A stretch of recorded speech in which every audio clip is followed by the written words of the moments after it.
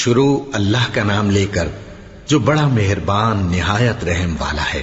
بے شک ایمان والے کامیاب ہو گئے جو نماز میں عجز و نیاز کرتے ہیں اور جو بیہودہ باتوں سے منہ موڑے رہتے ہیں اور جو زکوٰۃ ادا کرتے ہیں اور جو اپنی شرم گاہوں کی حفاظت کرتے ہیں مگر اپنی بیویوں سے یا کنیزوں سے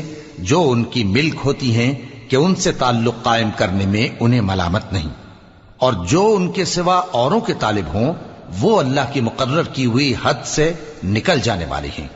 اور جو امانتوں اور اقراروں کو ملحوظ رکھتے ہیں اور جو نمازوں کی پابندی کرتے ہیں یہی لوگ میراث حاصل کرنے والے ہیں، یعنی جنت الفردوس کے وارث بنیں گے، وہ اس میں ہمیشہ رہیں گے۔ اور ہم نے انسان کو مٹی کے خلاصے سے پیدا کیا ہے، پھر اس کو ایک مضبوط اور محفوظ جگہ میں نطفہ بنا کر رکھا، پھر ہم نے نطفے کا لوتھڑا بنایا، پھر لوتھڑے کی بوٹی بنائی، پھر بوٹی